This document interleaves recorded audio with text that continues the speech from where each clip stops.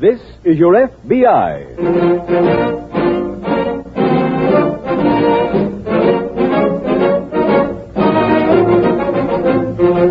This is your F.B.I., the official broadcast from the files of the Federal Bureau of Investigation. Presented transcribed as a public service by the Equitable Life Assurance Society of the United States and the Equitable Society's representative in your community.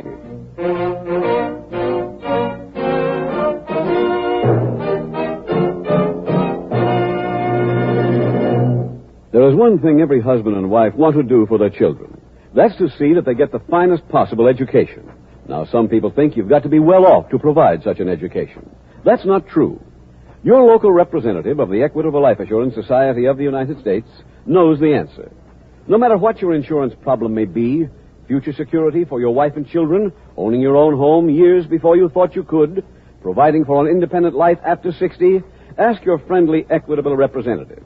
He can help you. In about 13 minutes, I'd like to tell you more about him and how you, too, may enjoy the advantages and freedom from worry that come with membership in the Equitable Society.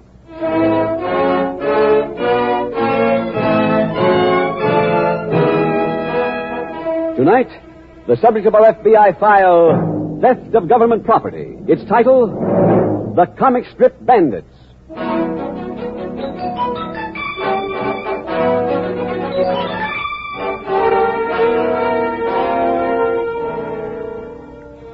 Of the many criminals threatening you, the American citizen, the thief ranks among the most dangerous. The professional thief will steal anything of value from any person at any time. In tonight's case, you will hear of thieves operating on a large scale. But these same criminals began their careers with thefts of less valuable objects. The petty thief does not always remain a petty thief. The criminal who has completed a theft of great value will not necessarily pass up an opportunity to steal an object he must sell for less than his former theft. The car thief may steal a bicycle next.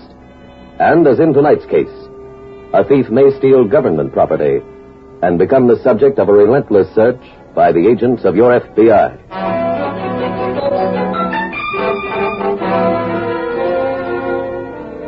Tonight's file opens in a large Midwestern city. It is night, and at a waterfront pier, a refrigerator truck drives onto the pier and stops at the edge. A sedan pulls up behind it, and a tall man leaves the automobile and joins the driver of the truck. You leave the emergency off? Yeah. Get on the other side. Let's get this over with. The tall man moves into position. Both men shove the truck toward the water.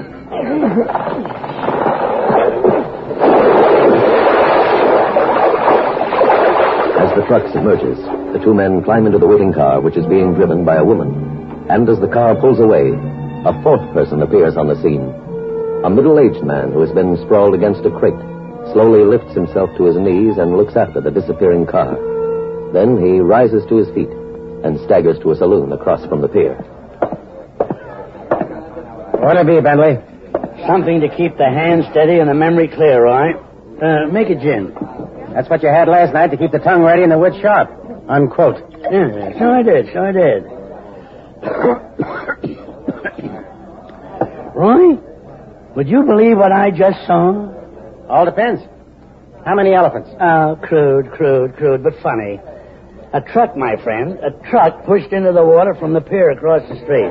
Yeah. Yes, an amazing way to wash a truck. There were two of them. Two men. 1, 2. One truck, one. One car and one woman. Add them up, and what'd you get? Splash! Oh, brother, the cork goes on for you tonight. Here, hand me that menu. Yeah. It's about time you remembered to eat. Take a sandwich. What did I do with that pencil? Where's my pencil? Here we are. Hey, what gives? Stop marking that up. The marks, my friend, are the beginning of art. If my tongue can't explain what I saw, my talent shall. Oh, for Pete's... Look, it's late. Why not head for a nice soft bed? Well, boy, sleep can wait and the world can wait. But the pen, once moving, must follow through. On my menu yet. Now, let's see, the shading. Right in there, the shading. Hey, that ain't half bad. A half thank you for a half a compliment. No, I mean it. You're pretty good. Now, the car was right over here. and the woman in it. Hey, you draw the faces of them guys good. Why are you making the dame so dark? Well, I couldn't see her very well, Roy, and I refused to improvise. This picture is the negative, and the camera is my eyes. Yeah. Hey, that's okay. Well, it's not quite the caliber of the work I did for the paper, but it'll do.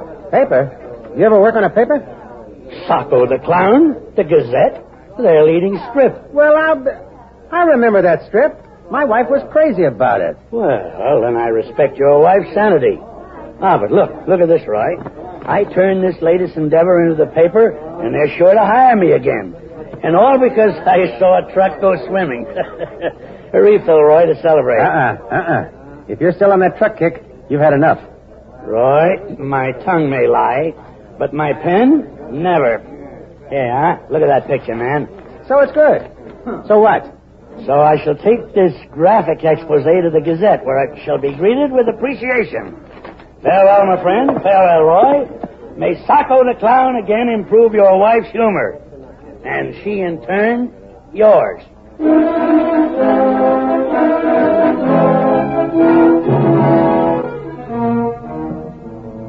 The following morning at the local F.B.I. field office, Special Agent Jim Taylor reports to Agent Bill Crawford, just assigned to the case.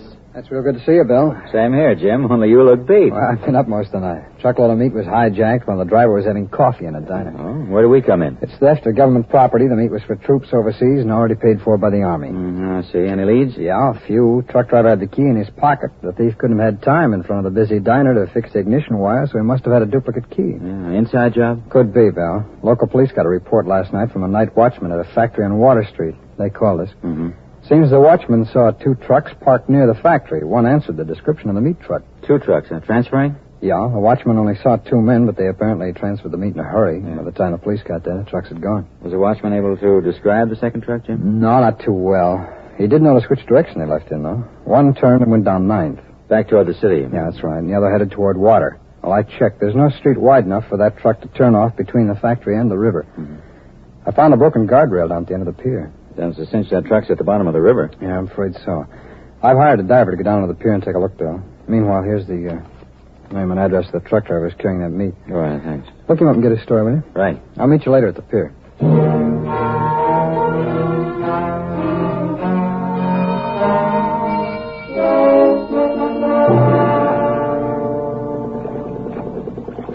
Jim? Oh, hello, Bill. You located the truck yet? No, Fulton just went down. Pretty sure thing to be there. Mr. Taylor. There he is. Yes, Fulton? I found the truck. It's a little to the left of the pier. Good. Fulton, will you be able to get inside the cab? Yeah, one of the doors is open. Fine. Take a look inside, will you? Yes, right. How'd you make out, Bill? Well, I interviewed the boy who drove the truck. He has a good record. Been with the company 7 years since he was discharged from the Army. That's what his employer said when I spoke to him. He vouched for the boy. Looks as if the kid's... Oh, Mr. Taylor. Yes, Fulton? I'm inside the cab now. The ignition key is still in the switch. That's a break, Jim. Yeah. Fulton. Yeah? Bring it up, will you? Yes.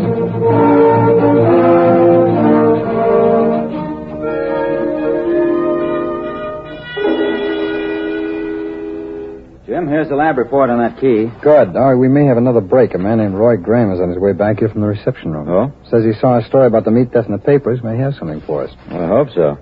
As you can see, all the lab could raise off that key was the letter T and the words key service. Yeah. This T must be the last letter of the firm name, huh? Mm-hmm. Bill, you want to take it from here and check all the key-making services that fit that category? Right. Fine. Mr. Taylor? Yeah, right in there. Thank you. Mr. Graham? That's right. I hope I haven't come here on a bum steer, Mr. Taylor. Well, we appreciate you trying to help. Won't you sit down, please? Thanks. Just what kind of information do you have, sir? Well, like I say, it might be haywire, but Bentley said something the other night, and I thought I'd better let you know. A Bentley? Oh, he's a guy who hangs around down where I work. I'm a bartender at the Cove, right across from where the truck was dumped. Oh, I see. Well, go on, please. Well, Bentley comes in late the night the papers say the truck was pushed off the pier. And he begins telling me the story about seeing 2 men shove the truck off. Oh, he was close enough to see them? Oh, yes, sir, real good. Mm-hmm. But I don't believe him. So he draws me a picture. He used to draw cartoons for a paper, see? And his picture is real good. Yeah. But I still don't believe him. Then he leaves and says he's going to give the picture to the Gazette. Any idea where this Mr. Bentley lives? Oh, he lives at different rooming houses all along Skid Row. Hard to tell which one he's in these days, though. I see. Well, we'll check them all. Thanks again, Mr. Graham.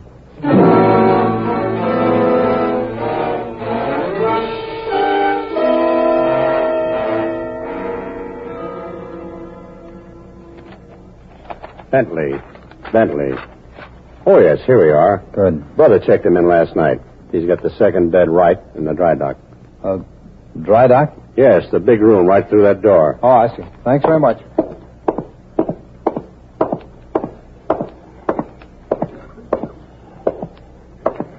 Mr. Bentley? Mr. Bentley? Huh? Mr. Bentley, will you please wake up, sir? Come here. Mr. Bentley, I'd like to speak to you. I'm Special Agent Taylor of the F.B.I. Young man, the world is full of speech. The cartoons are full of speech. Give me pantomime any day. My boy, sleep is pantomime. Pull up the bed. Come here. Oh, Mr. Bentley. Look, Mr. Bentley, a man named Roy Graham told me you saw a truck pushed off the Water Street Pier. Yeah. He also said you drew a picture of what you'd seen. I'm interested in seeing that picture, if you don't mind. Yeah. That's right. Picture. That's right. There's a picture. Oh, yes, coming back. I remember that. Oh, of course. Oh, you're from the paper. The editor of the Gazette sent you, right? No, I'm afraid not. I'm a special agent of the FBI, sir. Well, what about that? The Gazette didn't have to go that far to find me. Not that I don't appreciate it. But look at here. If they want me back, they must agree to print my cartoons the old way. Well, now, Mr. We Bentley, must make the picture. The comedy, the thing. I know, Mr. Bentley. All this What I'd like to stupid ask... emphasis on story. Bentley, please. Nowadays, you have to have suspense. You just listen to me, sir. Tragedy. There's a lot of phooey. Comedy. Wham, bam, shot. Wow. Mr. Bentley. That's the thing. Mr. Bentley, look, please. Hmm? The paper didn't send me, sir. That truck was stolen. This call is official business for the government. Now, about that picture, sir. Did you sketch the actual details of the men you saw by the truck? Of course. I saw them well, and I drew them well. Good. Now, Mr. Graham said you took the picture to the paper. Well, I've checked at the Gazette, and they hadn't received it. And they said you hadn't been there either. Now, wait a minute. As I remember it, I was too tired to make the trip. I came directly here, I think. Uh-huh. Well, could you describe the men for me, Mr. Bentley? Describe? All right, I'll see. Now, young man, gin has always sharpened my memory. But unfortunately, sleep has always dulled it. And as you see, I have overindulged in sleep. Well, then, perhaps the cartoon, you must have it with you, sir. Of course. The cartoon, of course. Uh-huh. Mm-hmm. Well, where is it, Mr. Bentley? Safe, young man. I put everything under my pillow. The creation's under the pillow, the creator above the pillow. Now I shall remove this wall between art and artist, and presto! And it's not there.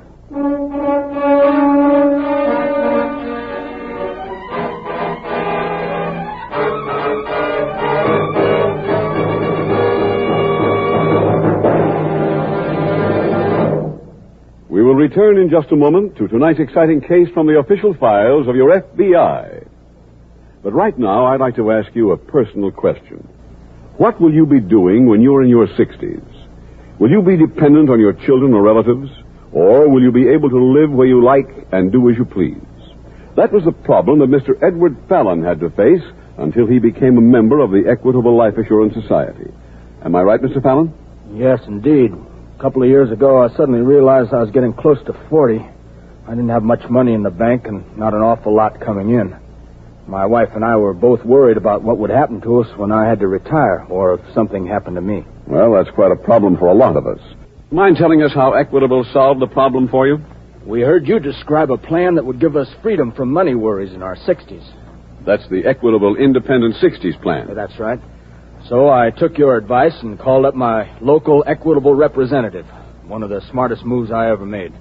He explained how the Independent 60s plan would give us a comfortable income, a handsome check every week, how we could live where we wanted, come and go as we pleased, and how my wife would get money if something happened to me.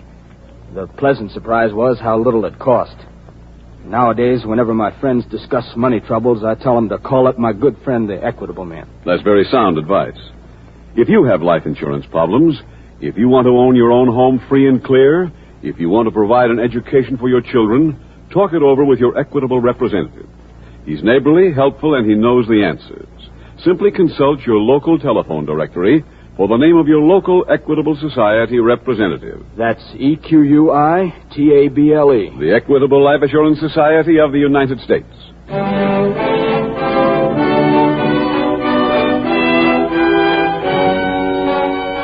And now back to tonight's FBI file, The Comic Strip Bandits.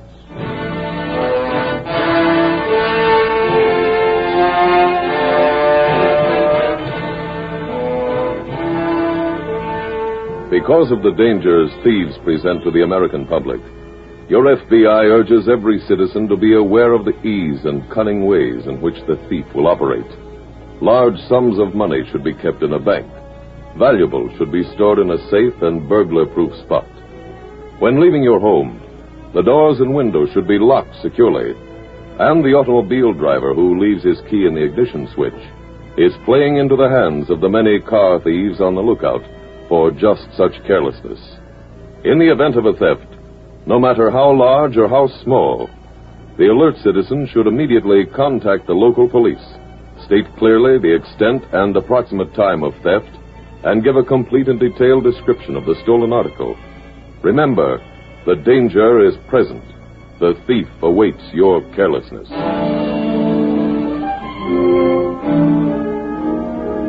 Tonight's FBI file continues in the rooming house where Agent Taylor has located the old cartoonist. No, my friend. Not under the mattress either. Well, search is complete. Cartoon is missing. You can't remember what you might have done with that picture, Mr. Bentley? Could you perhaps have left it with a friend? No, young man. The only thing I ever leave with my friends is an occasional IOU and the sweet memory of my company.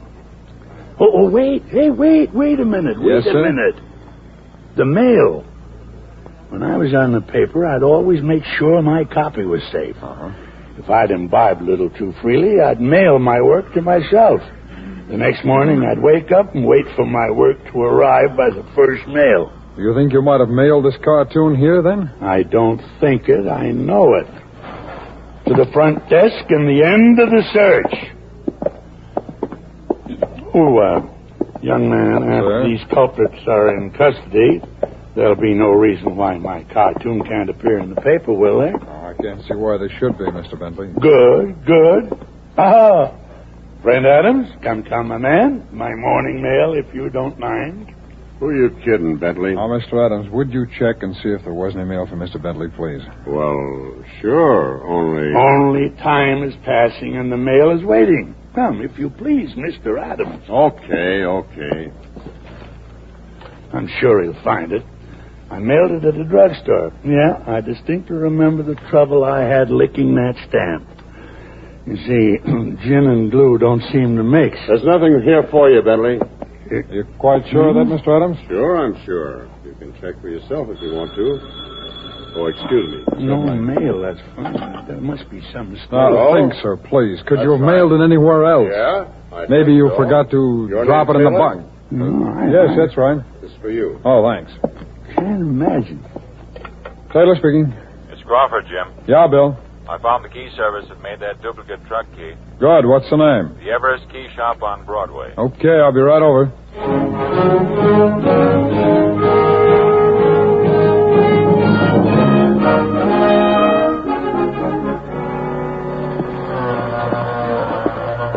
This is Mr. Jackson, Jim. He says he made the key all right. Fine. Do you remember who you made the key for, Mr. Jackson? Yes, I remember, because I got those special blanks in a week ago, and this woman came in right after they arrived. Now, you say it was a woman. That's right. You know who she was?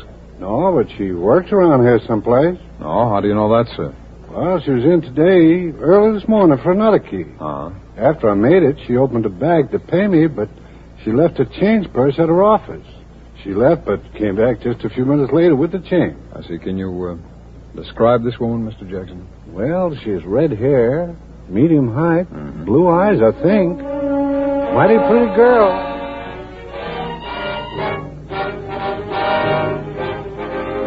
Working from the description of the woman given them by the key shop owner, Agents Taylor and Crawford kept a close surveillance on every building in the area around the key shop. Pictures were taken of all redheads and then shown to the key shop owner. The fifth picture showed a woman who the owner identified as the woman who had purchased the key.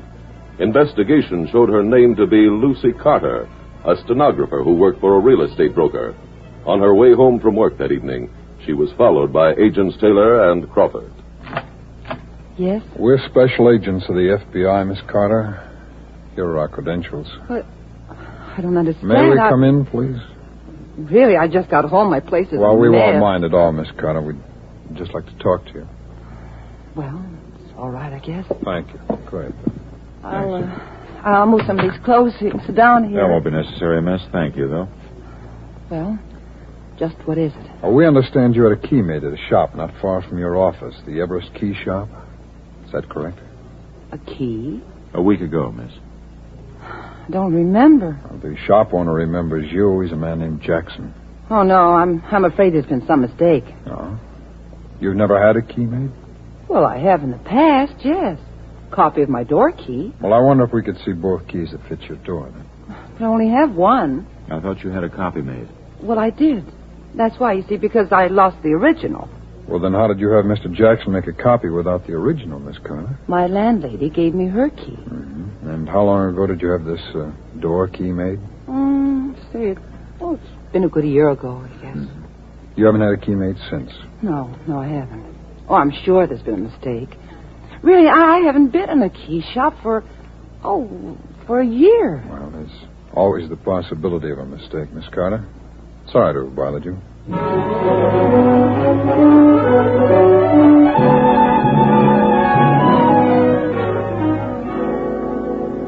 Anything, Jim? Yeah, I checked with the landlady. She's been living here 6 months. She told us she'd had her apartment key made over a year ago. That was pretty clumsy. Is that her apartment window up there? Yeah, she turned her lights out about 10 minutes ago. Okay, let's call the office for a relief watch. We'll take over again in the morning. Calling car 9. This is car 9. Suspect has just gotten home from work, Jim. On her way, she went to a furrier store. She put in an order for a $650 fur coat. She really knows how to stretch that stenographer's salary. Jim, she just came out of the apartment. All dressed up. Hailing a cab now. Stick with her, Bill. When she reaches her destination, I'll take over.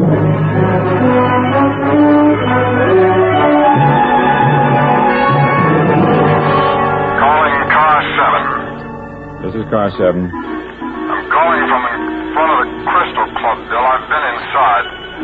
Suspect is sitting at a table with 2 men. How soon can you get Bentley and bring him over here? Give me 15 minutes, Jim.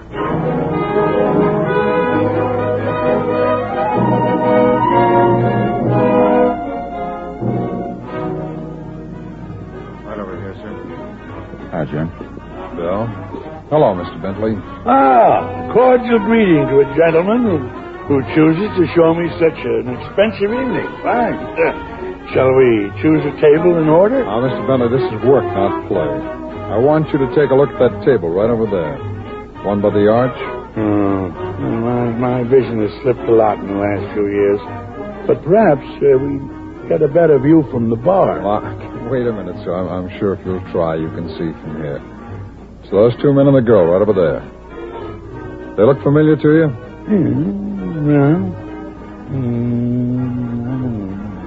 Well, sir? It's pretty difficult for me to remember. Now, the only way I could know if they were the same people would be if I had my cartoon. The cartoon still hasn't come in the mail at the rooming house, Jim. Well, Mr. Bentley, how long have you been staying there now? Oh, been over 6 months. Did you live there when you worked on the newspaper? Oh, good heavens, no. Shall we sit at the bar? Mr. Bentley, please, this is very important. Could you possibly remember your former address? where you were living while you worked on the paper? I not only can, but I shall with considerable ease. Good. Many fond memories are associated Mr. Bentley, with my former Mr. Bentley, habitat. please, I shall never just forget. the address now, sir. Huh? You can talk on the way over. Well...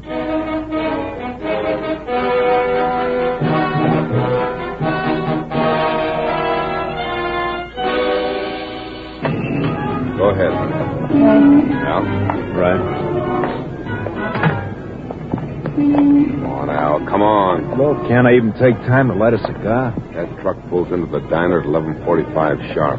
It's almost 11:30 now, and it takes exactly 12 minutes to drive from here to the diner. Let's move. I'll have to ask you folks to hold it a minute, please. Yes, halt, or you'll be shot down like dogs. Oh, Mr. Bentley, please. Al, these Hello, Miss men... Carter. I'm sure you remember me. Yes, Mr. Bentley, are these the men you saw at the pier? Well, I didn't see the woman, but the men look exactly like they do in the picture. Picture?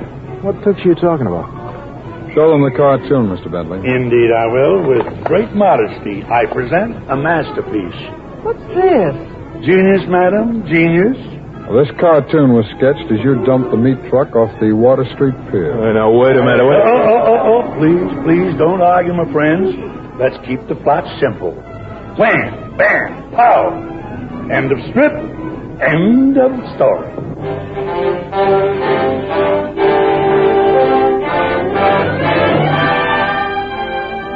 Lucy Carter, Al Dawson, and Fred White were tried on charges of theft of government property and sentenced to terms in federal penitentiaries. Special Agent Taylor was able to arrest the three criminals in tonight's story because of positive identification. He went to Bentley's old address and there found the mailed envelope containing the cartoon. The characters were well drawn, and Special Agent Taylor returned to the office where positive identification was made from other pictures of suspects on file. And so your FBI carried out one of its major duties, that of protecting government property, and in doing so, removed three dangerous thieves from circulation. For while the thieves in tonight's story had stolen from the government, their next theft could very well have been your property. Your FBI fully realizes the dangers presented by the thief, and it further realizes the importance of its chief assignment, the job of protecting you, the American people.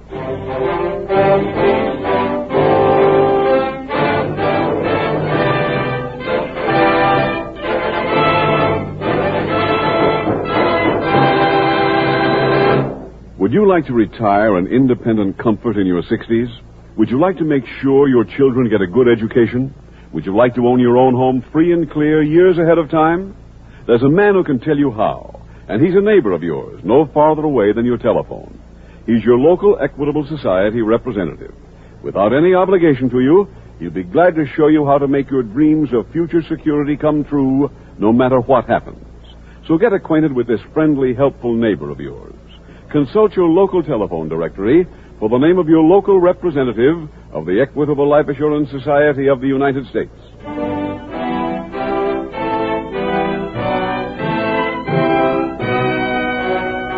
Next week, we will dramatize another case from the files of the Federal Bureau of Investigation. Its subject, bank robbery. Its title, The Little Tin Box.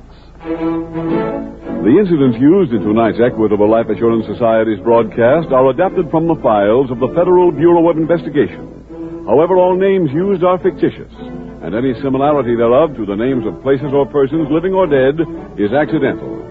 Tonight, the music was composed and conducted by Frederick Steiner. The author was Dick Carr. Your narrator was William Woodson, and Special Agent Taylor was played by Stacy Harris. Others in the cast were Anthony Barrett, Tony Caruso, Walter Catlett, Whitfield Connor, J.C. Flippen, J.A. Hughes, Tony Hughes, and G.G. Pearson. This Is Your F.B.I. is a Jerry Devine production. This is Larry Keating speaking for the Equitable Life Assurance Society of the United States and the Equitable Society's representative in your community, and inviting you to tune in again next week at this same time when the Equitable Life Assurance Society will bring you another thrilling transcribed story from the files of the Federal Bureau of Investigation. The Little Tin Box on This Is Your F.B.I. This program came to you from Hollywood. This is ABC Radio Network.